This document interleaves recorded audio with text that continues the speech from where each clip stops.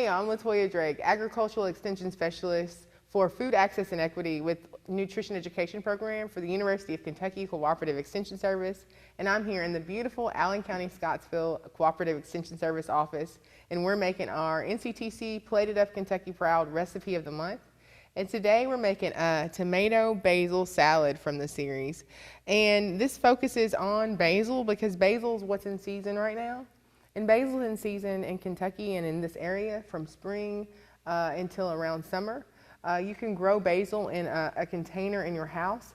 I picked this up from my local big box store last week because I've been carrying it around Kentucky with me and carrying it around places and teaching about basil. So I've been keeping it alive pretty easily. So it came from the local big box store. So that's something to keep in mind. I might plant this into another container to try to grow it out bigger so that I can have that around the house so that I can use that through the season, right? So this recipe is going to call for 1/4 cup of fresh basil leaves, and I've got some over here torn off and drying some that I've washed off that we're going to roll up and we're going to cut up, right? It calls for the fresh basil leaves, a pint of cherry or grape or other salad tomato sliced in half. So I've got that done for us. We've got a large cucumber chopped, about 2 cups or so. We've got 3 green onions or so chopped up. We've got 1 small yellow bell pepper. We've got 3 tablespoons, or a little bit more actually, because I just dumped them in, of feta cheese. We've got we're gonna have 3 tablespoons of olive oil. We're gonna have 3 tablespoons of balsamic white vinaigrette, or vinegar, sorry, because we're gonna make a white vinaigrette. We're gonna have 3 tablespoons of that. And we're going to have, let's see, salt and freshly ground pepper to taste. And this you could either do 3 to 1 or 3 to 2 or 3 to 3. When you're making a vinaigrette, you want to make it to your preference, right? So let's get this started and talk a little bit about basil. We talked about the season, but a 4 teaspoon serving of fresh basil is going to have about 20 milligrams of potassium. And we know potassium is one of those good salts for our body. It's good for metabolism. It's a good electrolyte, right? So we want to make sure that we're getting that. Basil is going to be warm and spicy and have a really distinct smell, right? And there's so many types of basil. When we're cooking, we usually use this type, which is sweet basil. So let's start our salad. We're basically going to just dump everything in this bowl. So we've got our cucumber here. See, put our cucumber in, put our things to the side. We've got our yellow bell pepper, and you could use whatever bell pepper you have on hand. I would prefer to use a yellow or orange or red because that's going to have that flavor, that more sweetness than a green one. But if you got a green one, use a green one. I really like this recipe because it's got those Mediterranean flavors, right? Because with the feta cheese, this would pair really great with some grilled chicken. So there's our tomatoes. We've got our green onion. Ooh. And we've got our feta cheese.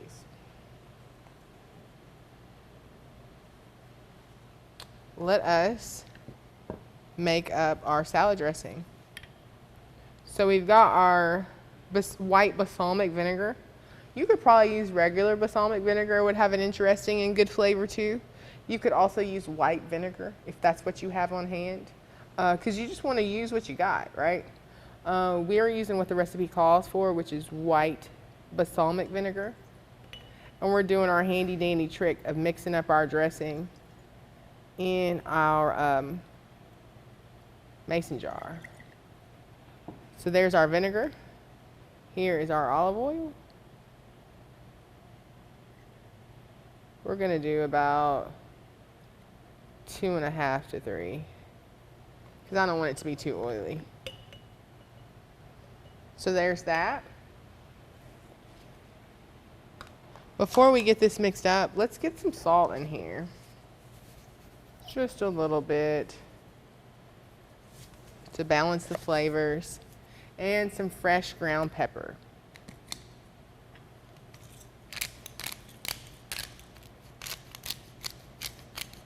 Just to give it some more flavor and some dimension.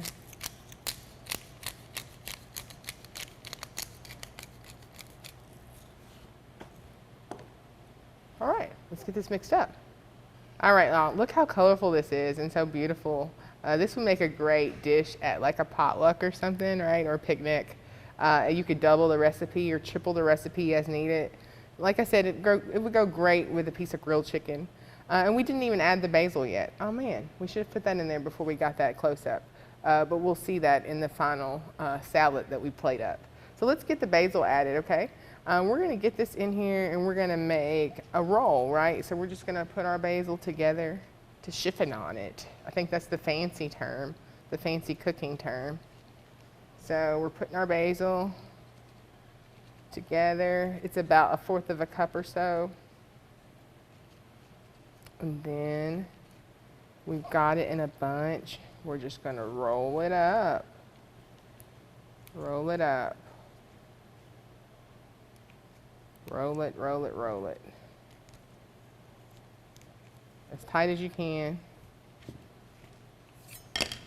Got a knife out. And I'm just gonna use this paper towel that I've got out to avoid making messes and watching my fingers along the way as I cut this in ribbons.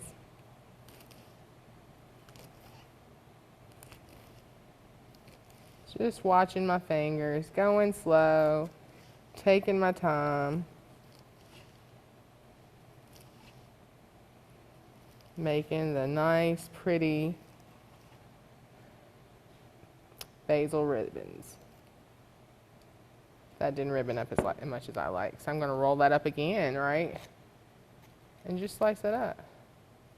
And I like to roll it up sometimes at home. And just, I keep a pair of kitchen shears.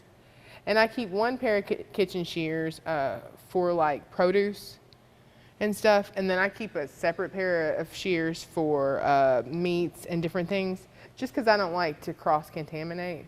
So I like to just roll mine up at home and then cut it with those kitchen shears rather than do anything like that. So we've got our basil added.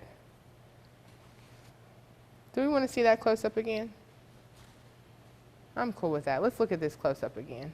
That's so pretty, right? The colors are going to blend together so nicely. So we've got all of our ingredients in there. We've got our cucumber, our yellow bell pepper, which is going to add some sweetness, those tomatoes with the sweetness, and those crunchy cucumbers, our basil, our kind of stinky cheese in a way, actually, but it adds that good flavor. And it's all going to balance together. So we've got our dressing here. Let's put our knife over here safely. So we've ribboned our basil. Let's put our lid on our mason jar and shake our dressing up. You can whisk this up too, but it's really easy to keep a mason jar on hand and just make your own dressings. It's going to be really quick to make the amount that you need. You can even put it in the refrigerator and keep it for a little longer like that, right? So we've mixed our dressing up. We've got salt and pepper on our salad.